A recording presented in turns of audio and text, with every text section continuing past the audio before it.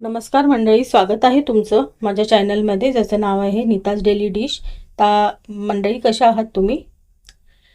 आशा करते तुम्ही सर्वजण ठीक असाल, सुरक्षित असाल, आनंदी असाल. आम्हीही ठीक आहोत.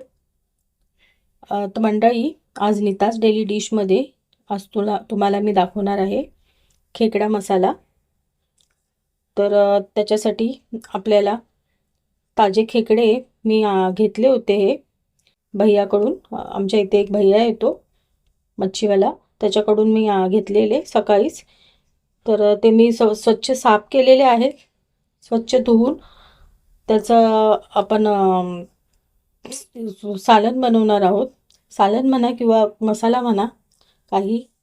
तर माझ्या पद्धतीने आपण पाहूयात आता. तर त्याच्यासाठी हे पहा, ते मी खेकडे सकाळी घेतलेले, तर ते भैयाने मला साफ करून दिलेले आहे. तर त्याला मी धुवून वगैरे स्वच्छ मीठ मसाला लावून ठेवलेला आहे. कारण खूप वेळ, आता दुपारचे मला वाटतं जवळजवळ 12 वाजले असतील आणि मी खेकडे 10 वाजता घेतलेले.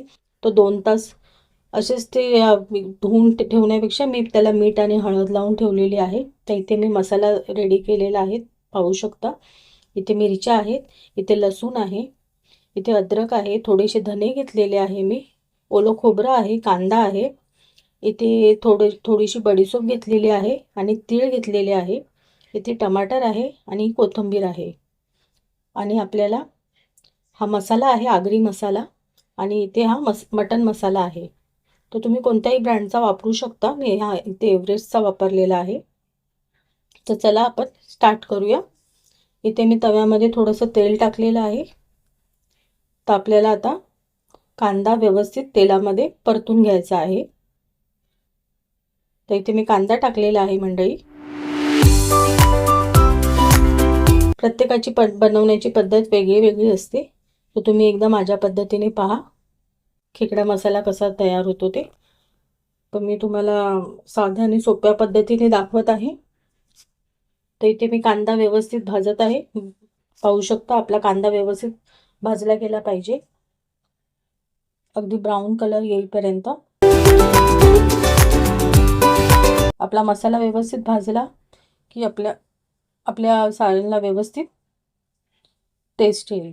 तर इथे मी अद्रक लसूणही टाकलेलं आहे, त्याचबरोबर धनेही टाकलेले आहे. तुमच्याकडे जर सुकं खोबरं असेल तर तुम्ही सुकं खोबरंही घेऊ शकता थोडंसं.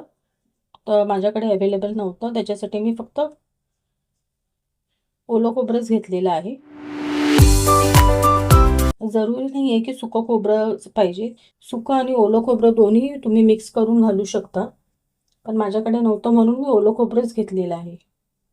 तर पाहू शकता, इथे मी मिरच्याही टाकलेल्या आहेत आणि आपला कांदा व्यवस्थित परतला जात आहे. कलर त्याचा चेंज होत आहे, पाहू शकता. आता या स्टेजवरती आपल्याला इथे तीळ आणि बडीशोप टाकायचे आहे. तीळ मी याच्यासाठी घेतलेली आहे की आपल्या मसाल्याला थोडा घट्टपणा येईल त्याच्यासाठी, आणि टेस्टही वाढेल. आणि बडीशोप घेतलेली आहे, तर नक्की टाका बडीशोप आणि तीळ.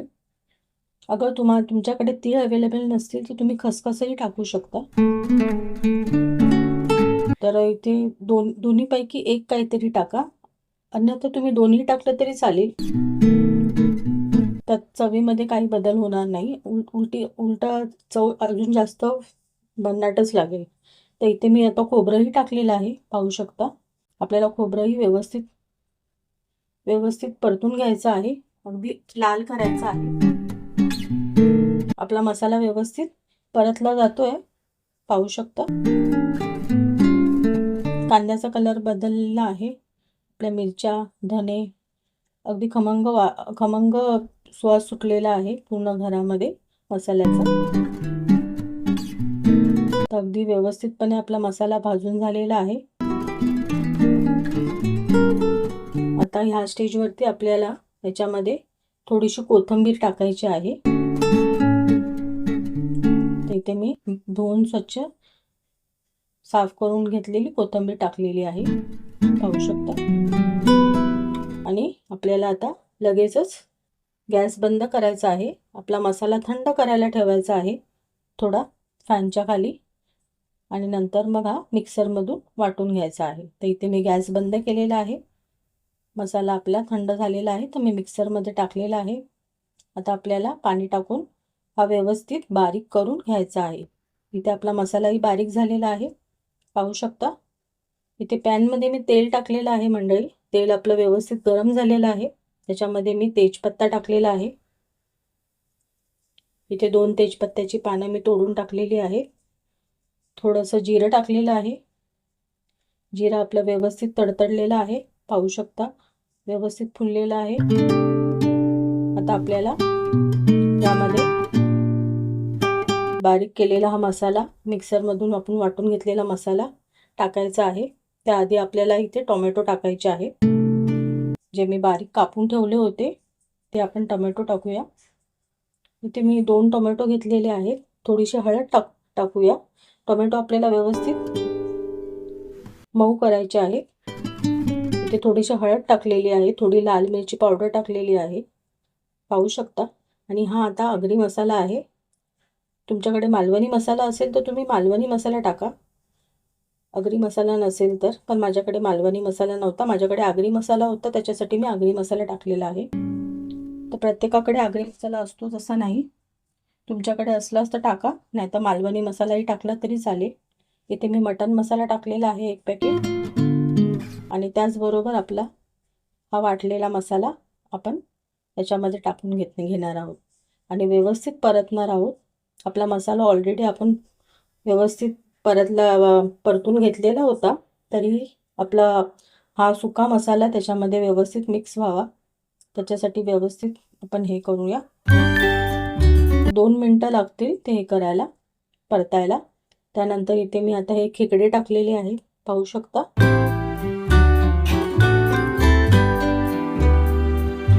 स्वच्छ धुवून घेतलेले खेकडे, त्याला मी फक्त मीठ आणि हळद आणि थोडंसं लिंबू टाकलं होतं, जेणेकरून त्याचा वास येणार नाही त्याच्यासाठी.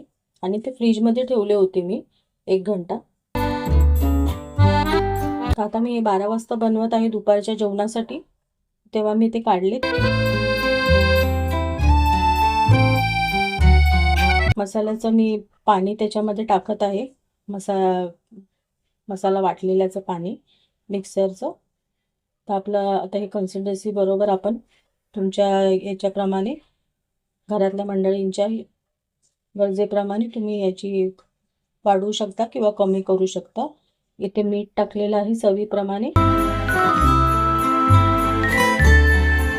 आणि आता आपल्याला हे 15 ते 20 मिनटं झाकण लावून ठेवायचं आहे. तर त्याआधी आपल्याला इथे थोडीशी हळद टाकायची आहे.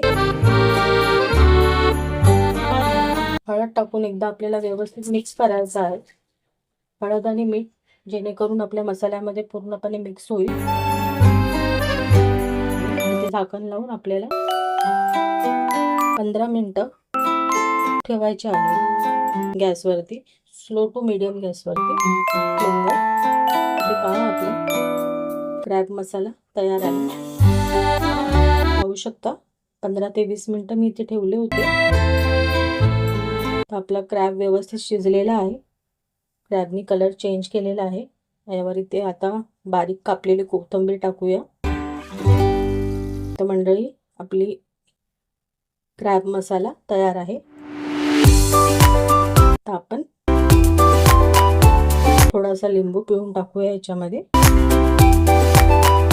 शेवटला.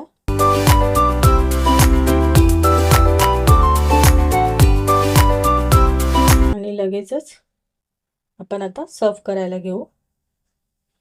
इथे मी गॅसची फ्लेम बंद केलेली आहे.